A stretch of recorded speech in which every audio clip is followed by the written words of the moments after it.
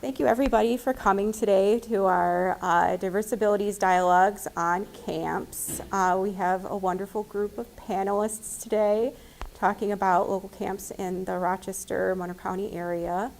One of our participants was unable to attend and will be doing a Zoom, short Zoom panel, which we'll be putting up on presentation on YouTube. So you'll see that.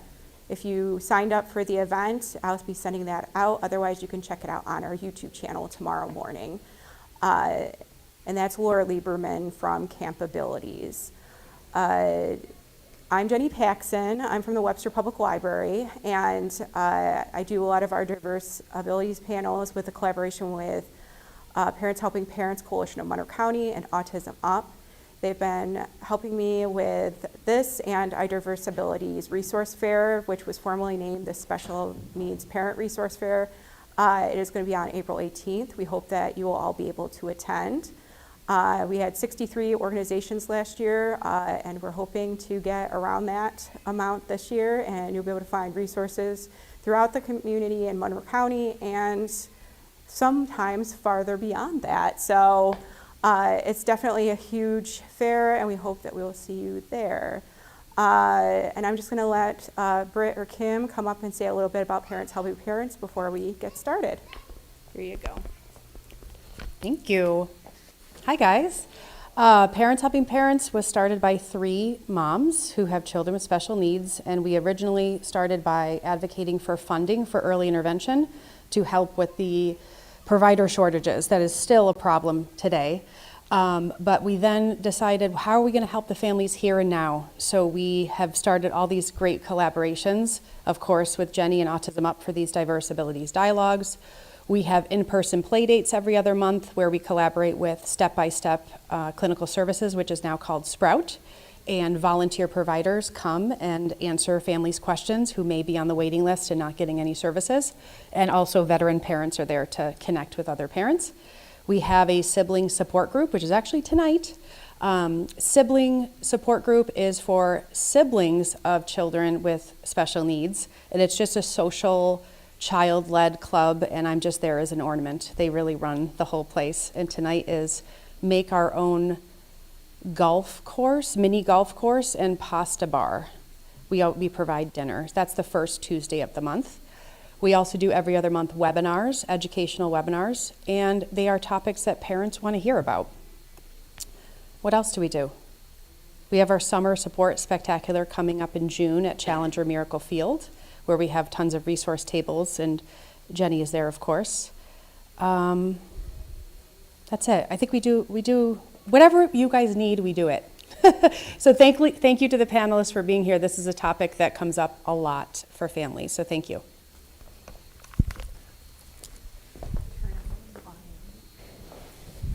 So usually we just start this out by just asking you who you are, what your organization is, and kind of what, like some programs or things that you want to just share, or, you know, what your organization does. So. Okay, well, I am Jen Lambert, and I run Every Tree, formerly Camp Puzzle Piece. We just rebranded. We have been, this is year 15, so we started out with a camp in the Adirondack Mountains. The whole idea was to create an opportunity for many of the families that I was teaching. I'm also a Webster teacher. I'm retiring this year, so I'm excited. So we started a camp because we noticed that many of the families of the kiddos that we were working with never go on a vacation. So it wasn't really about just the child in the classroom. It was really about the whole family dynamic. And when you work in a 611 and 811 type of classroom with individuals with those needs, you start to realize and become pretty close to the families and realize the whole family. So we started a camp in the Adirondacks. The first year we had 1 camp, we had 5 families come, and we bring all of the staff and we do all the prep. So parents will be like, we're never going to be able to go, and we write the social stories, we will talk to families, we'll work with them ahead of time. We provide all of the behavioral supports from everybody comes, they get a binder, and it's got schedules and social stories and communication boards. So we provide with our staff who are special education teachers, and we have a behavioral person on staff at the camp. Started our first year with 5 families, then went to 10 families, then went to 15 families. Then we started 2 camps, one, and it's outside of ESY because many of our kiddos are going to ESY and they need ESY for that stability. So we're in June, right after they get out, and then at the end in August. Then last year was our first year because so many of our students have been with us and now are young adults. So we have a young adult camp that we're running.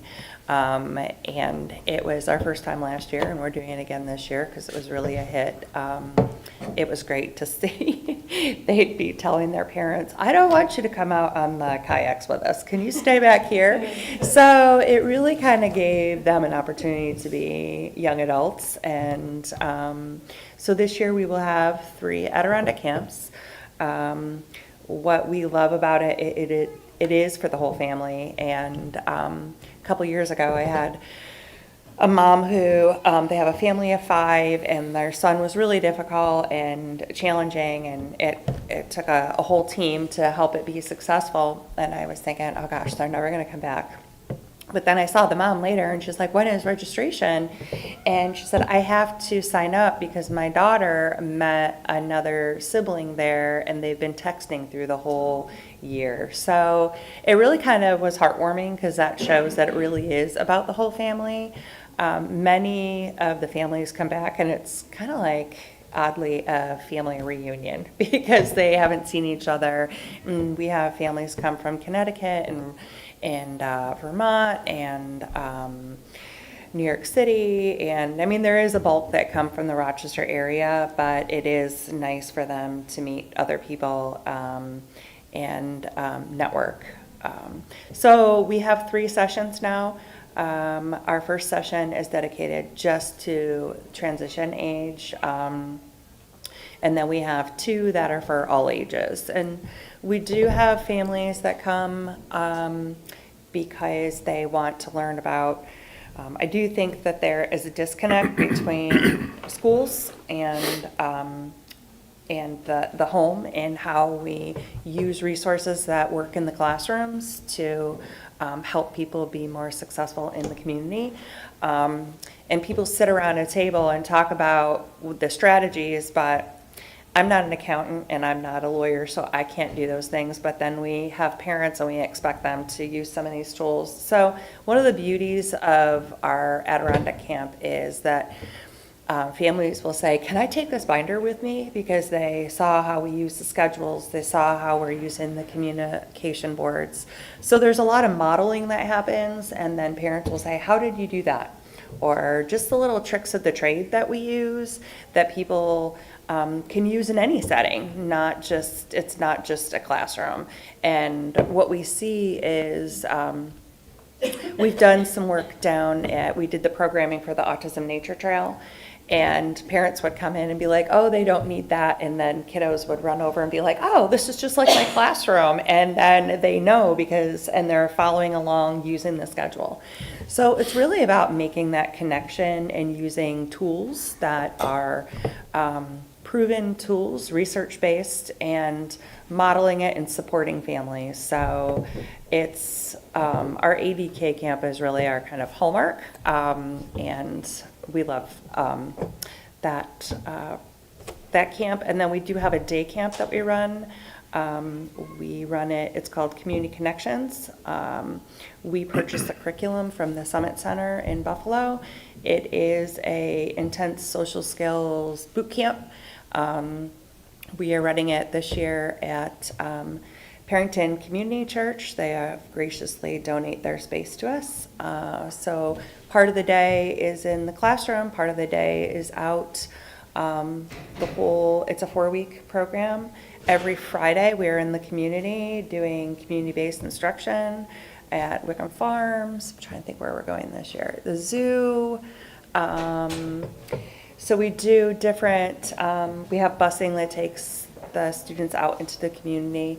And the whole idea is about the skills that we're learning during the week, that we're applying those. So one of my favorite stories is one of my little friends, we were at Wickham Farms, they were going to go get on that bouncy pillow. And so he said, okay, what are some of the skills that we're going to be working on? And we've been working on personal space and all these things. And he goes, I'm going to have to use the skill of apologizing. And I asked why, and he goes, because I know I'm going to jump on someone. So, you got to love the honesty of it. So we teach social skills very explicitly. We practice, we role play. Then we do an interactive, we call it a therapeutic activity, where we play a game and we're practicing using those skills. And then every Friday we go play in the community, and they don't even realize that the focus is using those skills. So that is our summer day camp. Did you say what age range that was? That age range is we have 6-year-olds, and they're grouped by age. So we have 6-year-olds, we have 4 classes that run, and then we go all the way up to age, we had a 27-year-old because we do have a transition group. And the transition group is working on employability skills. We do work for the church. We assign jobs, so part of their day is doing jobs, and then we do some cooking and then some social skills. What are the dates? The dates are July 13th through August 7th. And I just want to send out a little reminder that if people are using their self-directed budgets, that it's really important to work with your broker and your FI, because if students have extended school year or qualify for extended school year, they cannot use funding to pay for summer camps. And it is a new development that is coming about, so please make sure that you are touching base about those pieces. So, yeah, you're welcome. Well, good morning, everyone. My name is Mike Riddell. I am the Education Coordinator and Camp Director at Empowering People's Independence, or EPI for short, formerly known as Epilepsy Prelude. Our organization has become quite large of late, and we have community services, we have TBI services, we have self-direction. We do a variety of different services for individuals who have intellectual and developmental disabilities, including epilepsy. We have day programs and residential programs and structured day programs for TBI. I am in the epilepsy services department, so everything around my world surrounds itself around individuals who have been diagnosed with epilepsy. I've been there quite a while. I just celebrated my 26th anniversary at the agency, so I've gone through a few agency name changes, and but it's a really great organization for individuals who are seeking support because of their individual disabilities. In our epilepsy services department, we have several different programs for individuals, both children, youth, and young adults, or older adults, to utilize support groups online and in person. We have swim program, we have a teen weekend, we have self-management programs as well, PACEs and hopscotch and things like that for people to overcome some of their barriers that they have because of their disability of epilepsy. My favorite programs at the agency is our camps.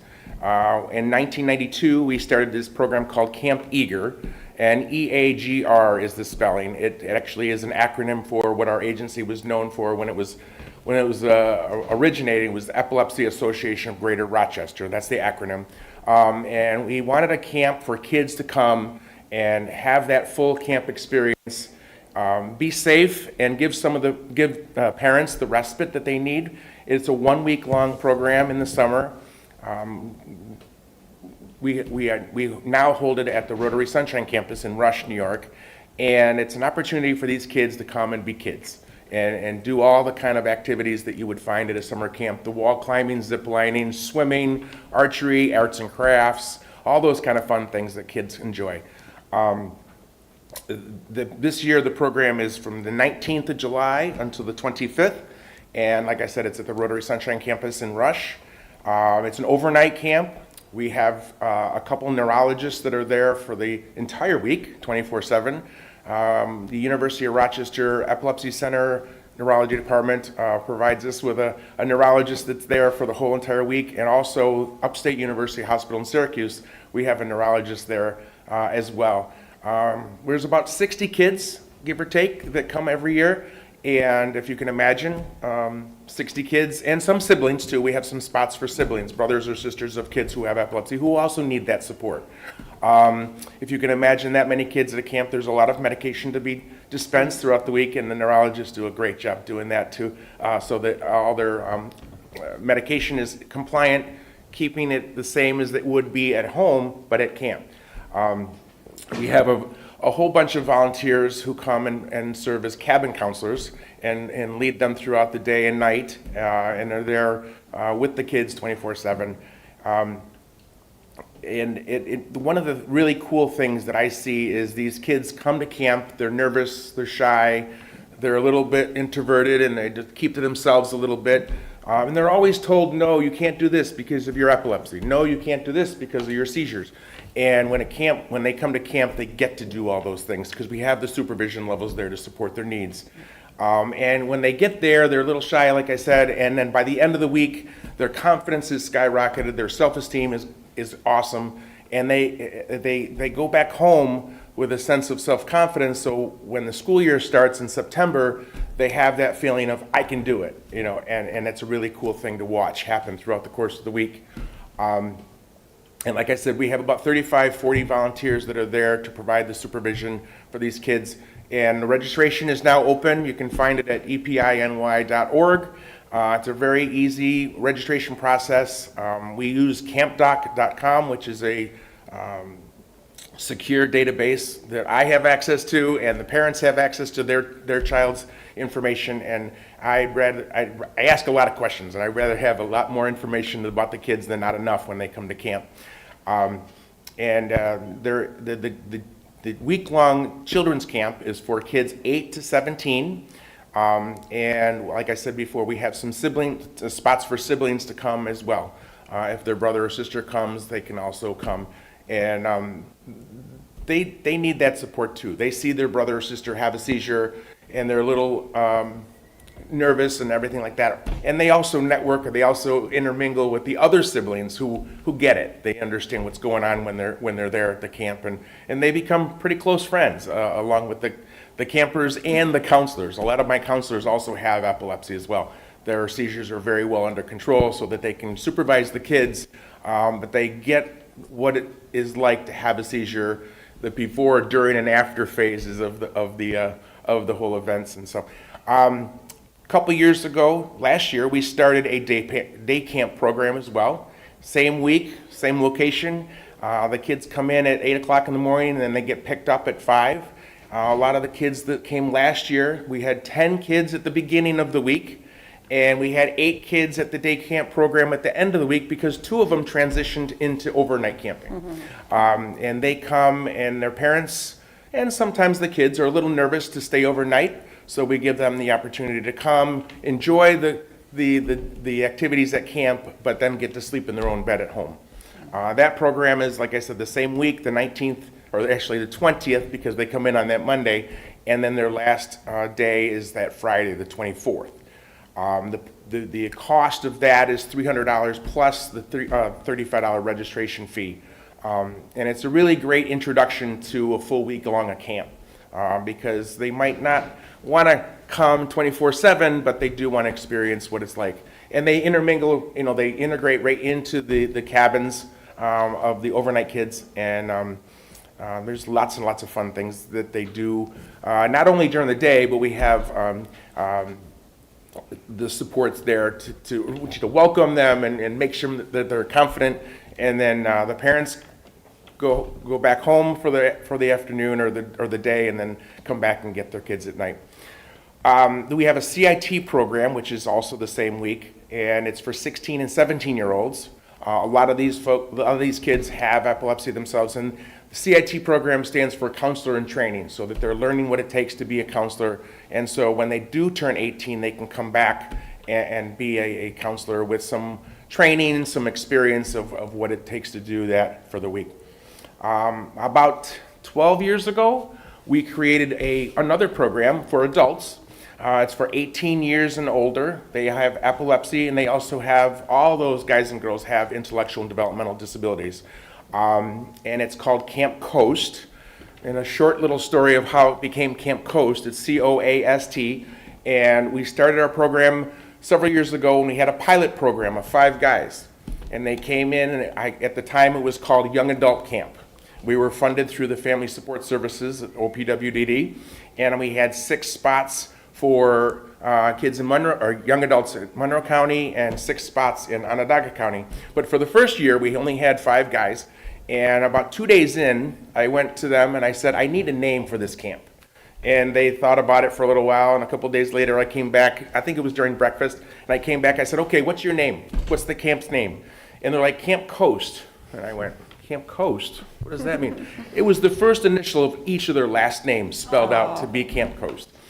Since then, I've changed it kind of, and it's Camping Opportunities Adult Skills Training, because they not only come and they get the fun of camp, but each morning we have a pre-vocational session, lesson for them each day. It might be how to interview when you have epilepsy, or resume writing, or personal hygiene might be very important to learn when you're going on a volunteer or paid experience. So they have that fun at camp, but they're learning some stuff along the way. That camp is at the beginning of the summer, May 31st to June 5th. And it's at the same location again, at the Rotary Sunshine Campus. And these guys and girls, a lot of them are quote unquote graduates of Camp Eager, and they just wanted to continue to come back for the fun, but they might not be able to provide the supervision to the younger kids, so we created our own camp for them. And it's an awesome opportunity. Like I said, it's partially funded through the Family Support Services program at OPWDD. And if they're living in their family's homes and they have a TABS ID number, or they're eligible for OPWDD services, they can come and fill one of those spots. For all the programs, we have scholarships available or tuition assistance, because there's a lot of individuals, a lot of families who are financially disadvantaged when they want to send their kid to camp, but they just can't come up with the money, or they don't have the resources. So we do several different fundraising efforts throughout the year to be able to get that money for kids that want to go to camp, kids and young adults. If their funding stream isn't there, or if they're not eligible for a certain funding stream, then we can supplement with funding through our scholarships. We have a chocolate ball coming up on March 7th, just a little plug for that. It's our biggest fundraiser of the year for epilepsy services, and that includes camp. And it's a great opportunity to go to a black tie optional gala and eat dessert first. And there's a lot of local pastry chefs that come up with these amazing creations. This year it's our 40th chocolate ball, and the cakes are unbelievable. So you get to taste all the cakes and have a nice evening. We have a silent auction area, and all this proceeds benefit our epilepsy services department. So those are the opportunities for camps. The Camp Coast, I didn't mention this before, but it's $1,000 plus the $35 registration fee, except if you live in Monroe County or Region 2 or Onondaga and surrounding counties. There's 12 spots total available for those families. So that's a little introduction of our programs. Sorry. I have a question that's often asked from families in our group. Are your camps available to children, young adults, and adults that are not potty trained? Yes, ours is. So we are used to that. So And we have a nurse on staff too. So this past year was our first year that we went through the process to be certified by Monroe County Health Department. So we went that, and we have a full-time nurse on site, and we are used to helping in the bathroom, because we do have people that come that still struggle a little bit with some of those IDLs, those individual daily living skills. So that is kind of some of the work that we do. So if somebody has those types of challenges, and we are still working on building those skills. For our camps, we do ask that they do have some basic personal hygiene skills.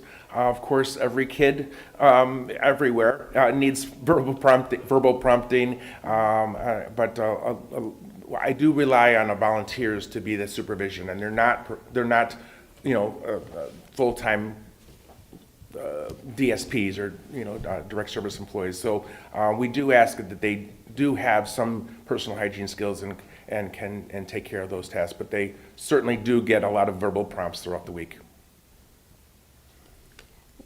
If a parent or caregiver is nervous about their child going to camp or, joining something like this, like how do you, what do you say to them? Like, what's that look like?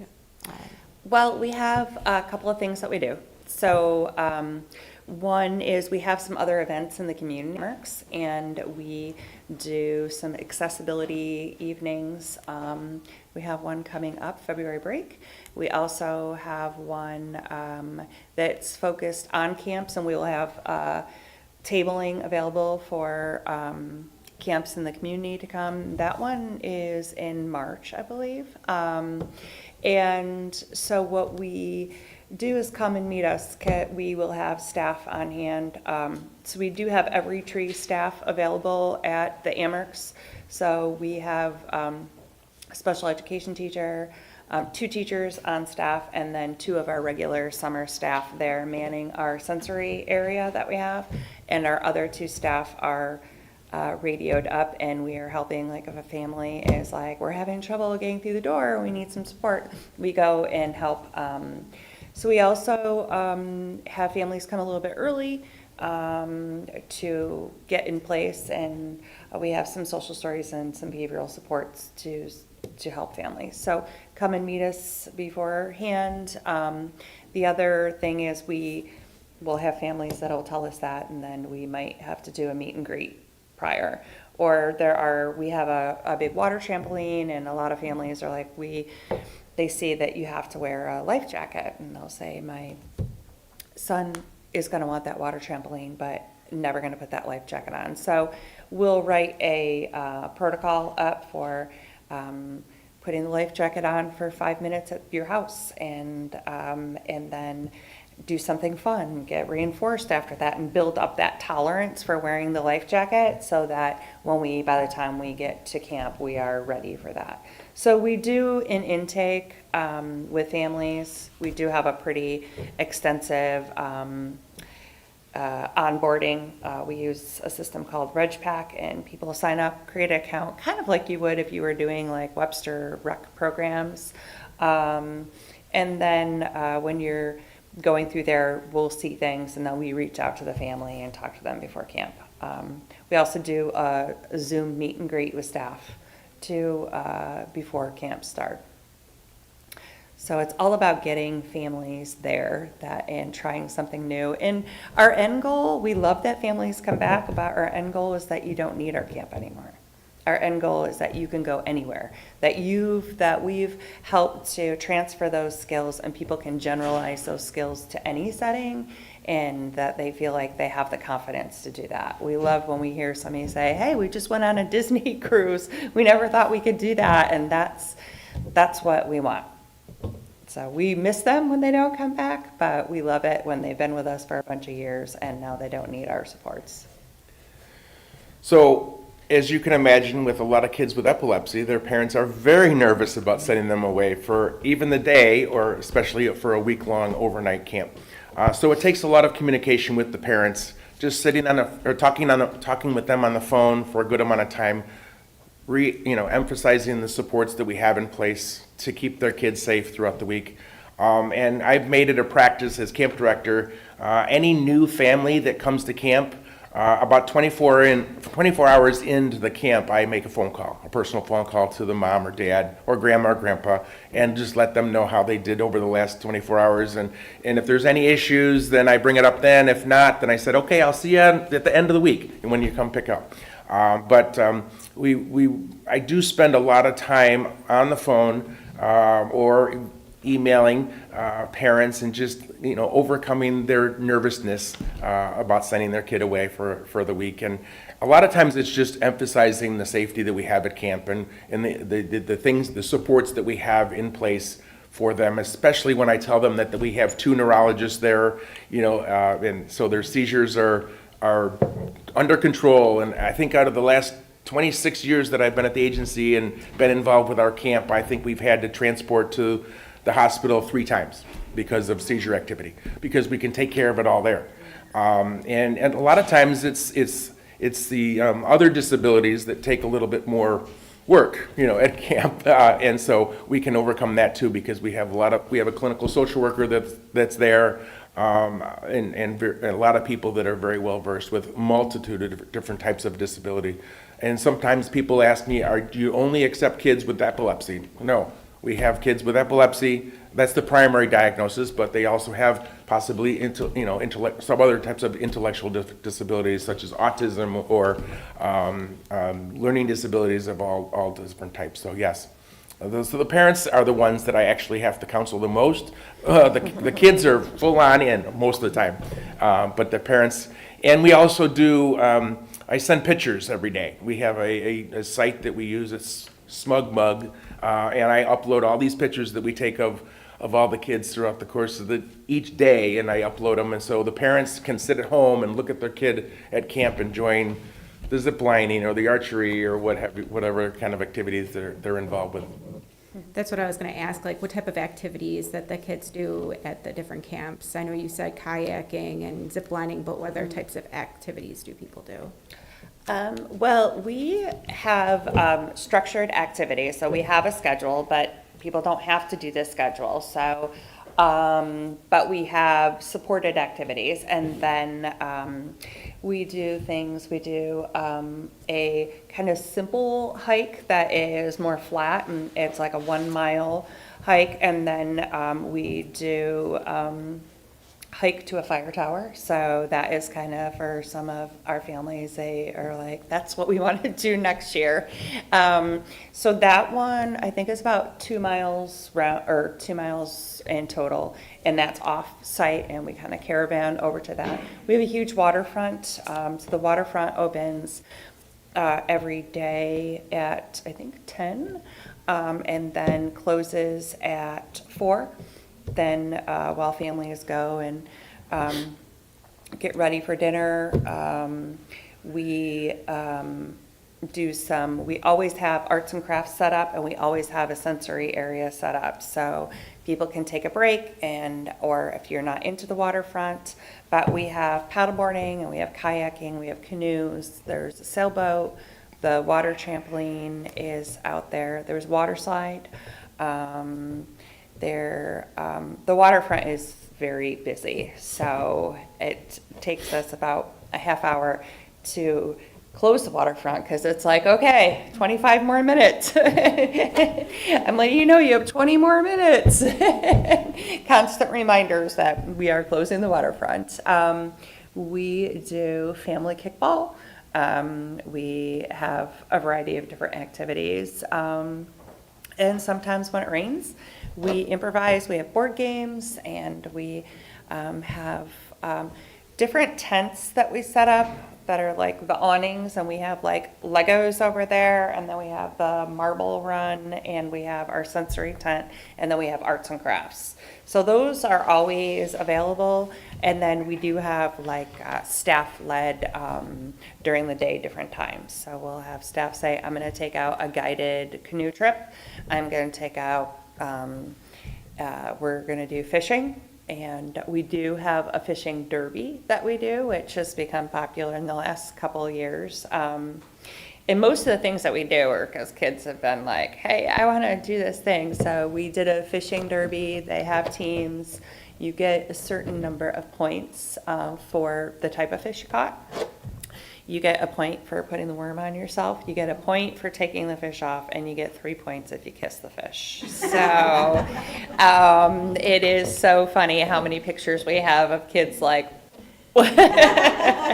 So we have different things happening all the time, but then some people are just doing their own thing. Going to the waterfront, going to the sensory room, going back to the waterfront. So it really depends on the family. And some people need that schedule to follow the schedule, and some people don't. So it's kind of loose. Our day camp is very structured, though. That one is coming in. They have, depending on the age, they have 3 or 4 therapeutic activities that they do. So it would be learning a skill like for the younger kids, we spend a lot of time on personal space and how to use our walking feet.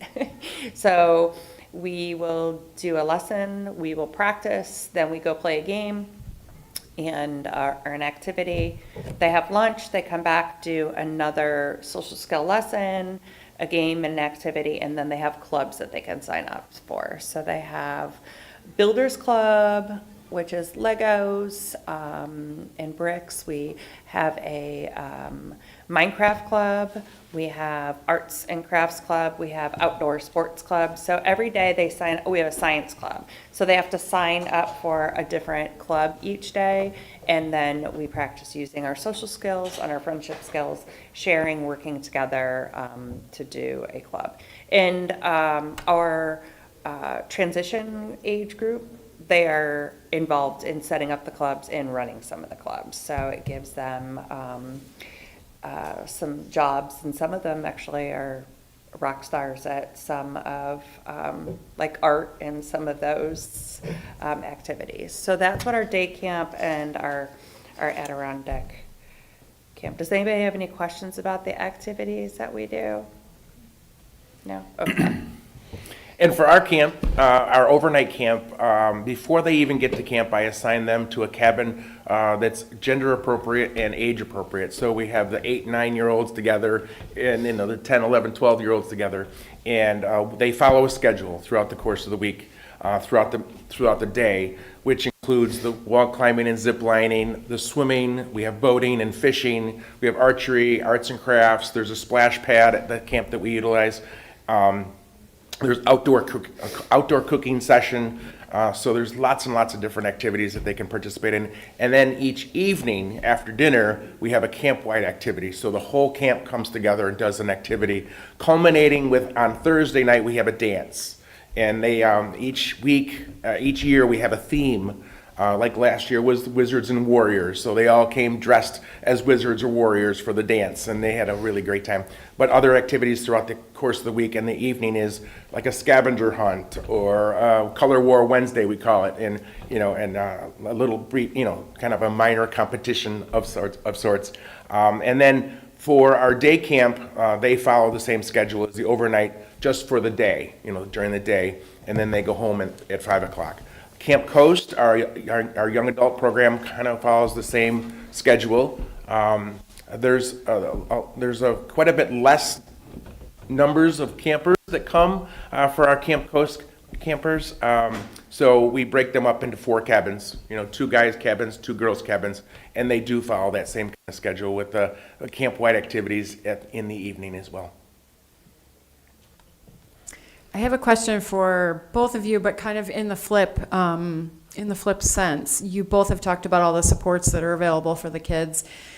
I'm wondering, for your camp, do you have you mentioned you have a nurse. If you have children that are medically complex, are they allowed to bring a nurse or somebody to kind of address, or are those campers not really appropriate for your camp?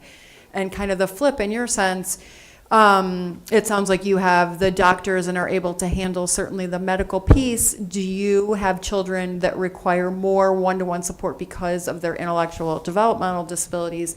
And do you require and or accept kind of staff to attend with a camper? You want to go first? Sure. So we have families that do bring extra staff if they need it. We've had individuals that have CP that are very complex. We have a mat that we got through a grant through Camp Smile, who we love Camp Smile. And it is to get wheelchairs down. We have special education teachers that are on site, and so we're not doctors, but we're used to moving and transferring and helping in the bathroom, and it's kind of the work that we do, so we just kind of go with the flow. So, but we do tell families that we are for somebody that would need to be close to a hospital we are 45 minutes out from, because we are in the Adirondack Park, so we're 45 minutes away from the closest hospital. Both of the people in charge, behavior and the director, are wilderness first aid trained. But the families are with us, but we do like to be upfront of how far away from the hospital we are in case somebody had a condition where they had to get help really fast. So we do have lifeguards on staff too, but we haven't had anybody we've ever said that you're too medically involved to come. So that hasn't come our way yet, so did that answer your question? Yes, great. Okay. We get asked that all the time from families. Okay. What types of supports are either needed and or required or not allowed. That's great. The only situation that we have run into is we do have a policy in place when it comes to aggression, and we are able to manage aggression on site, but what we do is we put together a pretty quick behavior plan that we would have to have the family on board to follow with us to keep the individual, family, and all the staff safe. If the plan isn't followed, then we might have to have a family not stay due to the safety. And that hasn't happened yet, but that has come out of some difficult situations. So we do, and I think we're pretty good about doing some spot behavior interventions, so we can do that, but if people aren't following those interventions, it makes it very hard for us to keep a person safe. So that is our only time that we wouldn't be able to keep a person at camp. We're pretty much the same. We have, like you said, we have the medical needs met with the neurologists that are there, not only combating the issues related to the epilepsy or the seizures, but other bumps and bruises, things like that can happen. And I have the luxury of having a good volunteer base of counselors that come, so I get to know the campers year after year, because a lot of them are return customers. They come back year after year, and so I know their needs, and I can shift the amount of supervision from cabin to cabin depending on the needs. We do have several kids that need one-on-one when walking down the trail, and some parents ask me, how can you let them go up on the climbing wall when they have seizures? That's the safest place in the camp for them, because if they have a seizure up on the climbing wall, we just lower them down and we take care of them. There's more risk of them falling on a trail rather than up on the climbing wall. So we do shift the needs of each camper with the volunteer base that I have. With our adult camp, we find it more frequent that we have to do that, especially some of the intellectual and developmental disabilities that come into camp. Yes, the epilepsy piece does require us to amp up the supervision levels. For instance, in the pool, we have a one-on-one adult to camper for both camps, anytime they go into the water. The only exception to that is some of the siblings can buddy up together because they don't have epilepsy, so it's safe that they can be a buddy together. But between the Rotary Sunshine Campus staff and our volunteers, we provide one-on-one supervision in the pool, especially in the pool, the entire week. You mentioned that one success story about the family going on the cruise, the Disney cruise, but what's your favorite success story that, for having like a camper or the family at the camp? Well, I love how some of our last year, the young adults, they were just so great. I remember when they came when they were little, and now some of them are like, I don't want my parent to come with me. And I just loved that because they didn't. Their parent, a couple of them came, not with their parent, which their parents were like, I never thought this would be the case. And it was just adorable because they would be like, can you come in? I have to take my meds. Can you make sure I have this right? And they were just so responsible, and just watching them kind of be like, I love it when they're saying, yeah, I don't like hanging out with my parents because they're annoying. Yeah, that's a typical thing. That's what we want our kids to say. And they wanted no parents around the campfire. And they were laughing and having such a great time. And I got to see a different side of them. I don't think I've ever laughed so hard as when we went with that transition group.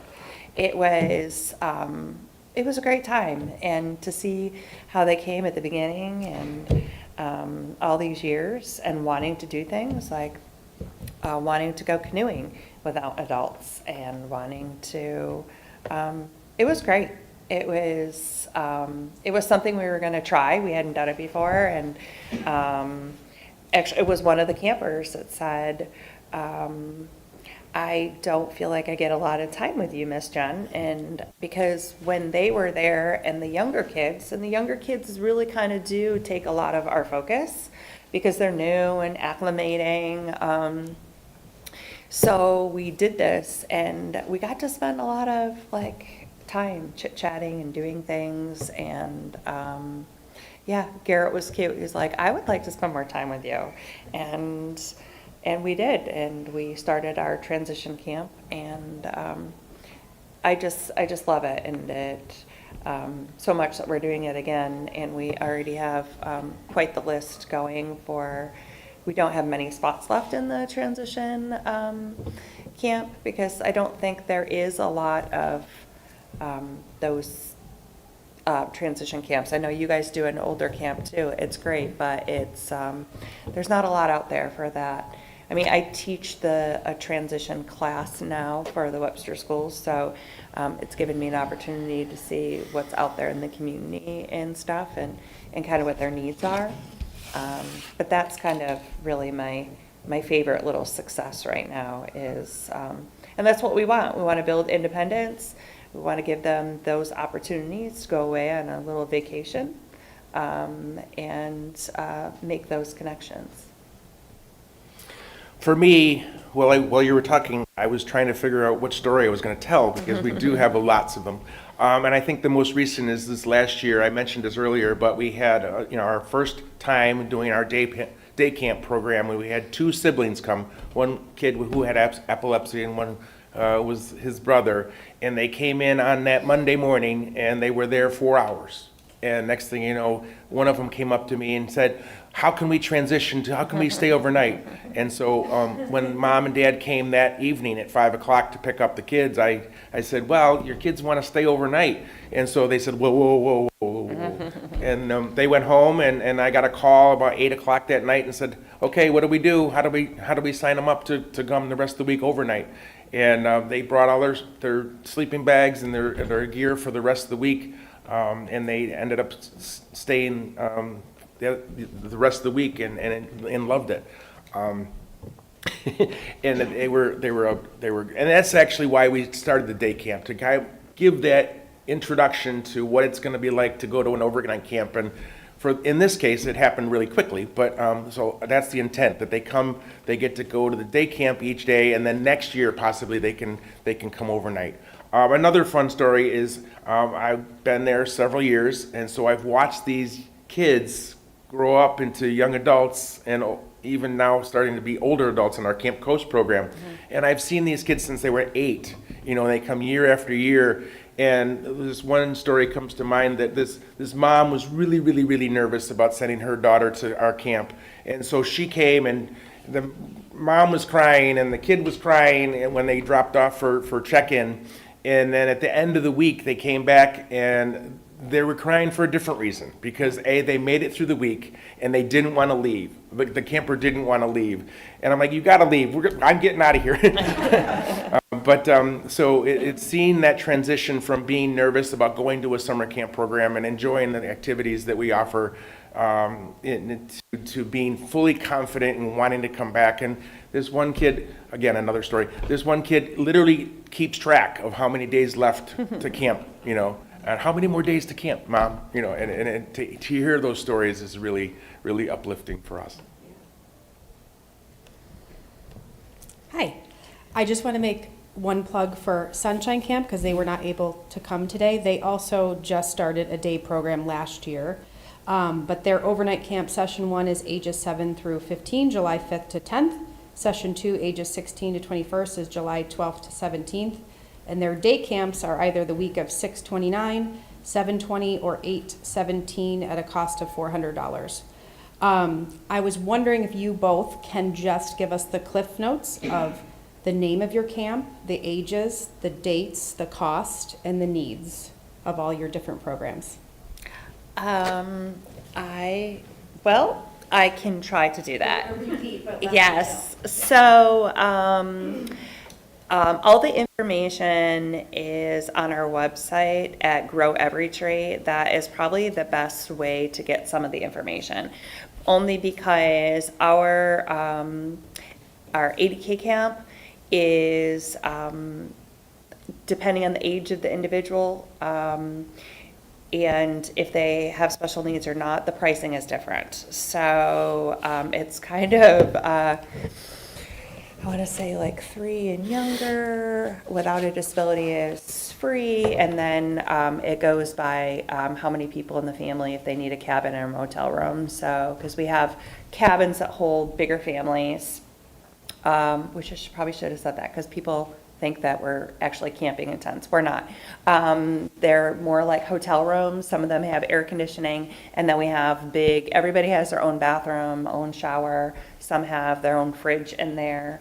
And then we have some big cabins that have bunk beds and things and their own shower.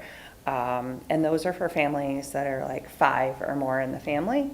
And then everybody goes to the cafeteria for breakfast, and then we do something called pack trail lunch. We have people put in their orders ahead of time, and then we pack lunches. So they come and pick up their pack lunch, and they can eat at the beach, the trail, wherever they want to eat, and then we all have dinner together at the end of the day. So all of the dates for the different camps, the ages, and the pricing is best if you just go right to the website, because it changes per family and we do the pricing for a person with a disability is a little bit higher because they're the ones that bring the staff, and then we're able to offset it because it is hard for families to get.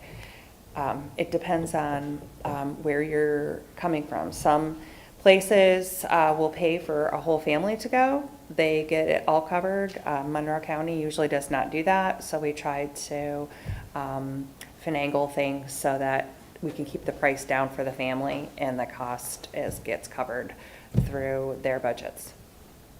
So, is that helpful? The Community Connections camp, I should know this off the top of my head, but it's probably, I think maybe $2,500 or $2,600 for the camp. It runs from 4 weeks. It is from 8:30 to 2:30. It includes our trips, and there was a new one, Seabreeze. It includes all the busing, Wickham Farms, Seabreeze, the zoo, and I'm trying to think of the last one. We try to change our trips up every year because the kids are like, "Are we going there again?" And I'm like, "Well, we need to switch it up." And what type of kids go to that one? So, the students who go to that are students who need support with social skill development. So, especially these days when we have, we had COVID, and then we have so many kids that have been doing a lot with technology. We've seen a decline in general. Sometimes not even related to autism, a decline in social engagement skills, friendship skills, social skills in general. So we do have some kids that just have some anxiety about being with other people and working on those social skills. So the way the classes kind of go, we come in, we work on skills like introducing yourself could be a skill, how to maintain a conversation. A big one these days is, what is a friend? People think that, oh, you guys are all in a class together, so now you're friends. That's not what friends are. Friends are people that have a common interest, and to have friends, you have to be a friend. So what does that look like? How do you, so those type of skills that people need to work on. It is a social skill program, so we are doing, it is kind of like social skill boot camp, but we do it in a fun way and a lot of role play. So all of our information can be found in our Epilepsy Services tab on our website, which is epiny.org. But our Camp Eager program is July 19th through the 25th, and that it also includes our CITs, our counselors in training. And so it's ages 8 to 17. There is a $35 registration fee, and those two programs are $950 for the week. And like I said, it serves individuals who have epilepsy, and we have some spots for siblings to come to those two camps. We have our day camp program, which is the same week, except it's Monday through Friday, would be July 20th through the 24th. And that is from 8 a.m. to 5 p.m. And that price is $35 registration fee and $300 for the week. Our Camp Coast program, which is at the beginning of June, actually May 31st through June 5th. And that we can have it earlier in the summer because a lot of those guys are not in school any longer. So we have that program, and that is $1,000 with the $35 registration fee. And then all the volunteers, I welcome you guys to contact me if you are interested in volunteering for the week, for either week. And it's a great experience for these counselors to come, and sometimes they do it for an internship for school, or sometimes they just want to volunteer, and sometimes they have a real connection to epilepsy, whether their family member has it or they have it themselves and have their seizures are well under control. And so that, I think, answered, the Camp Coast program is for individuals with epilepsy and intellectual and developmental disabilities. So one last. Did I answer all your? I think that all did. your- Though I'm going to add another question. Registration. When does it open? When does it close? And do you have spots available still in all of your programs? Registration has already opened for all of the programs. We do have spots open. We do like a returner registration first, so I think that is closed. But registration is open. It would, if anybody is interested in learning more or even getting to meet us or would like us to get our eyes on your child for any feedback, please consider coming to the Amherst Accessibility Nights.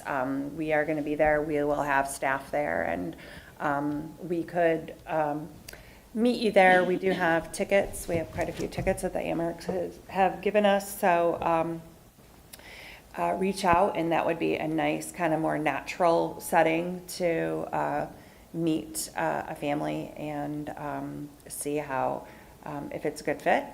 But registration is open, and we do have spots still available. At what time of year does your registration usually open? Just so in case people are looking at this video, maybe, I don't know, in the summertime, so they know for the future when to properly register.